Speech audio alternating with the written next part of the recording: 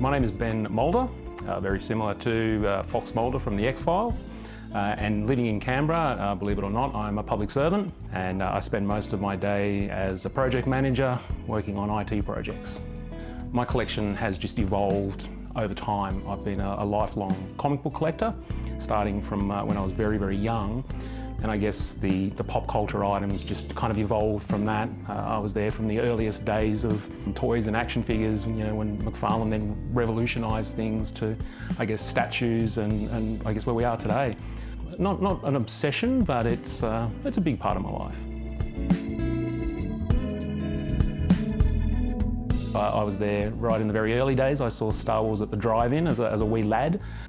My likes from there went through all the Glenn Larson television shows, Buck Rogers, Battlestar Galactica.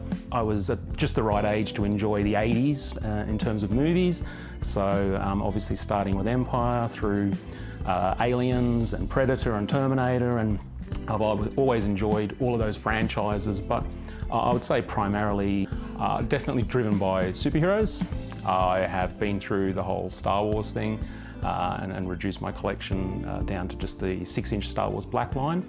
But being a lifelong comic book fan, it's always been superheroes. So now, between the 6-inch Marvel Legends and the quarter scale statues, I think that's pretty much where my collection is now.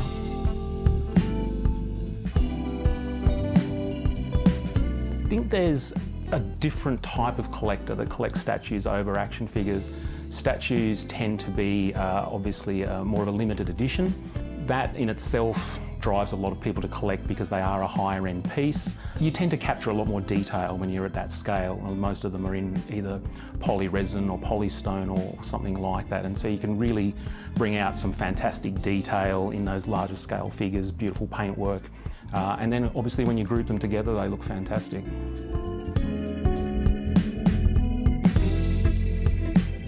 I have never been someone who has bought as an investment. I don't believe in that. I was there through the 90s with comic books and the several million copies of X-Force #1s and that sort of thing, so it's never been something that I've been interested in. I've always collected because I like something. I'm an opener. I like to have all of my figures out on display. The passion is around universe building. I guess it's having that kind of 3D representation of the characters that I love. So much of my display is driven around sort of like a single instance of a character. So my Marvel Legends, there'll be one Wolverine, one Captain America instead of every figure they've ever made. And I guess that translates, not quite on the same scale, but to the quarter scale figures. You know, I like just the idea of being able to have a display of all my favourite characters. It's interesting. I've often said to my very understanding and supportive wife that if anything ever happened to me, feel free to just sell everything and keep a few pieces that would either remind you of me or that you know that are my favourites. I think my favourite piece overall in my collection is my Sideshow 1/4 scale Captain America, the original release they did. Yes, I know Captain America sounds odd. Captain America, Captain Australia doesn't have the same ring to it, but the character himself is always someone I've just kind of, I guess, you know, I really like the integrity that he has, and he always, no matter what's happening, he'll always do the right thing. So my quarter scale Captain America is probably my favourite piece. In terms of some of the others, a company called ARH Studios took on the Frank Frazetta license to bring out statues based on some of his paintings. So my quarter scale Death Dealer on horse is a rather epic piece, and I think I kind of snuck that into my collection before postage fees went up and the 10% GST was introduced, and so I think I actually got him for a really good deal. And he's also one of the pieces that gets the most attention when they see my collection. But scaling right back, another favourite of mine is definitely the Toy Biz Hobgoblin. A very outdated figure now. A lot of people prefer the newer Hobgoblin. I just think this is a beautiful piece when it came out, and I was absolutely engrossed in the original storyline in The Amazing Spider-Man when it came out in the 80s. Just the whole Hobgoblin saga and learning who he was, and I think they just made a fantastic representation of the character. So for all my Marvel Legends, he's always remained one of my favourites. And obviously another big favourite of mine is the Marvel Legends Sentinel from back in the Toy Biz days. This one is pretty special. I actually picked up my very first one when I was on my honeymoon in Hong Kong with my wife. They hadn't been released in Australia yet, and so I scored this guy pretty early, and I was so impressed. The next day I went back and picked up another set, so I had 2 Sentinels pretty much from the outset.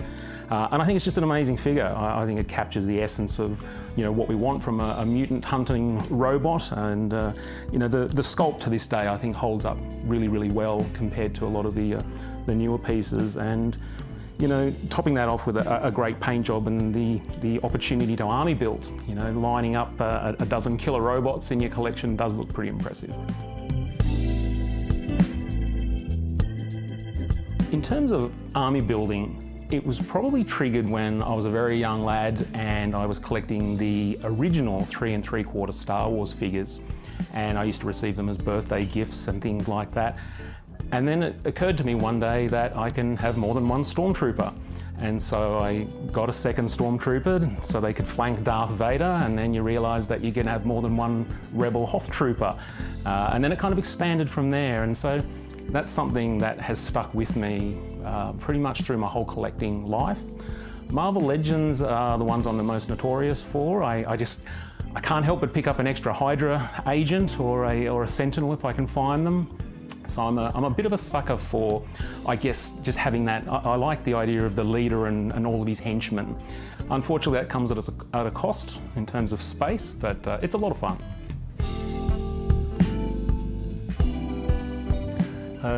This is the centerpiece of my collection, my 1/4 scale statues, featuring predominantly Marvel DC with a few extras thrown in.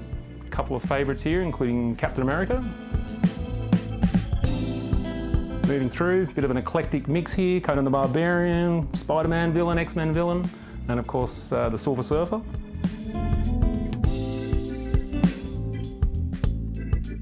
Then swinging around to the piece that probably gets the most comments in my collection, mainly because it's right at the front and obvious when you first walk in, and that is the XM Studios Ghost Rider.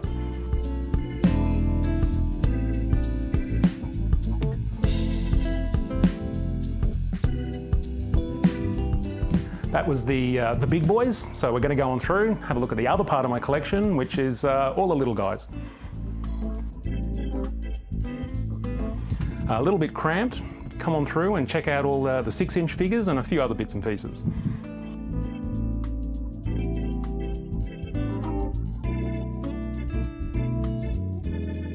I am one of the hosts of the Action Figure Blues podcast.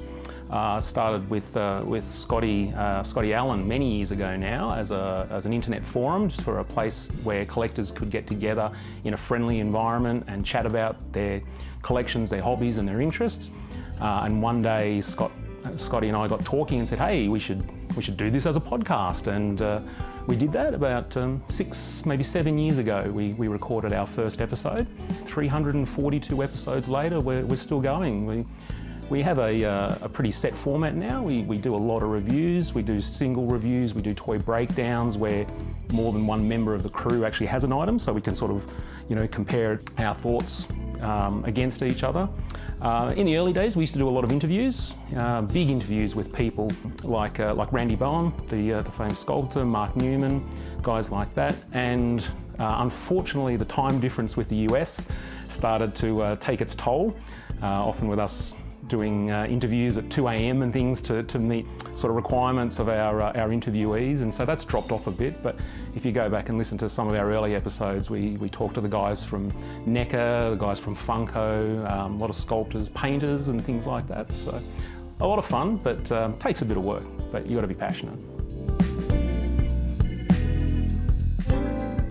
I've certainly been in the collecting game for a long time, and I've seen people come and go, sort of have to question some of the decisions that they make. I have a very supportive and understanding wife.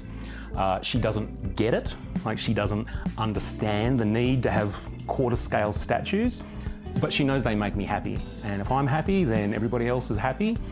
And I think really all she's ever said is, so long as it doesn't impact on me financially, or like impact on us, or it doesn't affect my health, she's happy for me to collect. So I think, there are stories of people choosing to go without food in order to buy the next collectible, and certainly keeping up with the Joneses. I've never felt that need to get every piece that comes out. I do only get the pieces that are meaningful to me.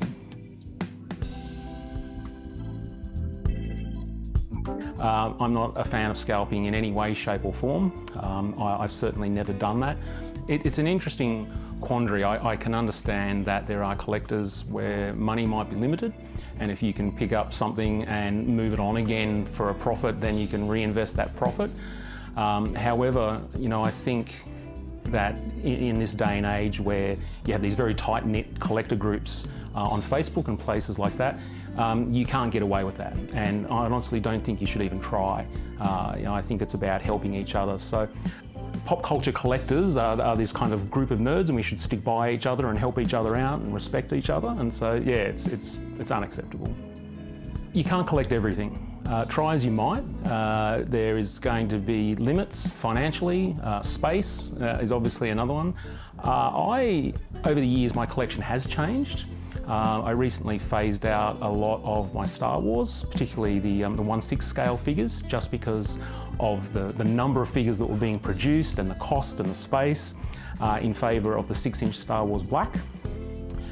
So I think every now and then collectors should just stop and take a bit of a look at what it is they collect and whether they really need it. I've been known to get a bit kind of nostalgic at Christmas time, and I'll go through and there'll be parts of my collection I no longer want, and so I think someone could probably really enjoy that. I had all of the Bandai 3 3/4 Thundercats figures that came out through Toys R Us, and I had everything, and I just thought someone could really enjoy this, and so I bundled them all up and put them under the Kmart giving tree, and just thought won't even try and sell them, I'll just move them out, and of course I made a lot of space as well.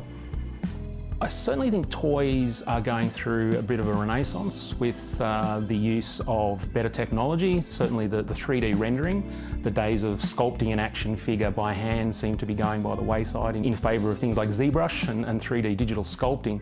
And I think that allows a lot of the collectibles to pick up a lot greater detail as well. So many of the quarter scale statues that are coming out now have even more detail than they ever did. I'm Ben Mulder. This has been Toy Reel. Don't forget to like, subscribe, go check them out on Facebook, and you can also catch me approximately once a week on the Action Figure Blues podcast, available now on all good services.